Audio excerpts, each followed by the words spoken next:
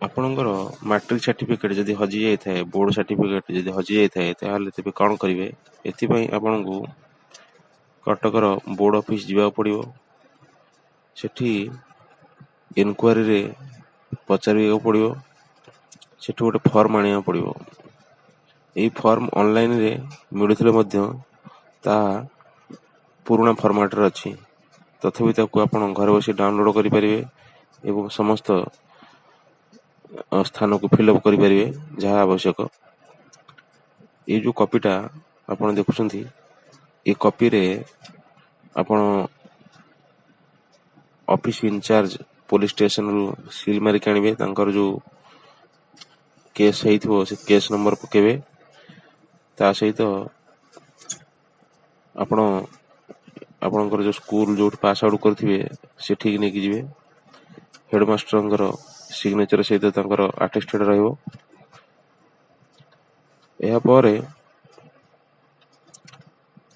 ଆପଣଙ୍କର ଫଟୋ ଦରକାର, 2ଟି ଫଟୋ। ସେ ପୁଣି ଆଟେଷ୍ଟେଡ଼ ହେଇଥିବ, ଫଟୋର ପଛପଟେ ଆଟେଷ୍ଟେଡ଼ କରିବେ। ତା ସହିତ এই ଫର୍ମର ପଛପଟେ ଦେଖିବେ ଏଫିଡେଭିଟ୍ର ଯେଉଁ କପି ଆଟାଚମେଣ୍ଟ ଲେଖାଯାଇଛି ତାହା ଭରିବେ। ଆଡ଼ଭୋକେଟଙ୍କର ଯେଉଁ ସିଗ୍ନେଚର ହେଇଥିବ ଆଫିଡେଭିଟ୍ରେ ତାଙ୍କ ଦ୍ୱାରା ଏଠି ବି ସିଗ୍ନେଚର କରାଯିବ ଏବଂ ଡିପୋନେଟ୍ ଯିଏ ସାକ୍ଷୀ ରହିଥିବେ, ସେ ଗୋଟେ ସାକ୍ଷୀ ପକାଇଥିବେ, ସେ ସାକ୍ଷୀଙ୍କ ନାଁ ଲେଖା ହେବ। ଏସବୁ ଜିନିଷ ଆପଣଙ୍କର ତହସିଲ ଅଫିସରେ ଏବଂ କୋର୍ଟରେ ହେଇପାରିବ।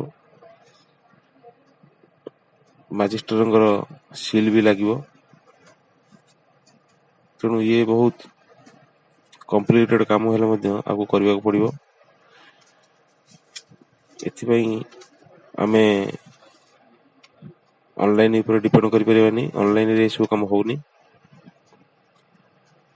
ଆକୁ ନେଇ ଡିପୋଜିଟ୍ କଲା ପରେ ଆପଣଙ୍କୁ 1000ରୁ 1200 ଟଙ୍କା ଦେବାକୁ ପଡ଼ିବ ଯଦି ଆପଣ 3 ମାସ 4 ମାସରେ ପାଇବାକୁ ଚାହୁଁଥିବେ।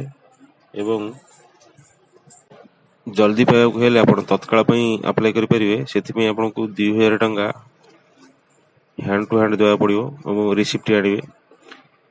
ଧ୍ୟାନ କରିବେ, ଯେତେବେଳେ ଏ ଫର୍ମ ଆପଣ ଡିପୋଜିଟ୍ କରୁଛନ୍ତି, ଆ ସହିତ ଆଟାଚ୍ ରହିବ ଆପଣଙ୍କର ମାର୍କସିଟ୍ କପି। ଏସବୁ ଜିନିଷ ଯେତେବେଳେ ଆପଣ ଦେବା ପୂର୍ବରୁ ନିଜେ ଗୋଟେ ଜେରକ୍ସ କପି ରଖିବେ ସମସ୍ତ କାଗଜର। ଏଥିରେ ଅରିଜିନାଲ ଆଫିଡେଭିଟ୍ ଫର୍ମ ବିଷୟରେ ମାଗୁଛନ୍ତି, ତାହାର ବି ଜେରକ୍ସ ନିଜ ପାଖରେ ରଖିବେ। ବାଇଚାନ୍ସ କିଛି ଅସୁବିଧା ହେଲେ ପୁଣି ତାକୁ ରିକଭର କରିବା ପାଇଁ। ତେବେ ଆପଣ ଯଦି କେବଳ ଫର୍ମ ପାଇଁ ଆସୁଛନ୍ତି, ପ୍ରଥମ କଥା ହେଲା ଯେତେବେଳେ ଫର୍ମ ପାଇଁ ଆପଣ କଟକ ଯାଉଛନ୍ତି, ଯଦି ଆପଣଙ୍କର କଟକ ଠାରୁ ଘର ବହୁତ ଦୂର ହେଇଥିବ, ଅନ୍ୟାନ୍ୟ ଜିଲ୍ଲାରେ ହେଇଥିବେ, ତେବେ ଆପଣ ଅନଲାଇନରେ ମଧ୍ୟ ଡାଉନଲୋଡ଼ କରିପାରିବେ। କିନ୍ତୁ ଆପଣଙ୍କ ଯେଉଁ ସେଇଟା ହେଉଛି ପୁରୁଣା ଫର୍ମାଟଟା।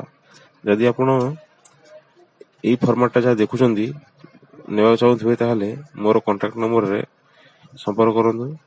ମୁଁ ହ୍ୱାଟ୍ସଆପ୍ରେ ଏହାର PDF ଫାଇଲ୍ଟା ଆପଣଙ୍କୁ ପଠାଇ ପାରିବି। ଆପଣ ନିଜେ ଡାଉନଲୋଡ଼ କରିକି ମୋବାଇଲରୁ ତାକୁ ପ୍ରିଣ୍ଟ ବାହାର କରିକି ସେଥିରେ ଫର୍ମ ଭରିକି କଟକ ଆସିପାରିବେ।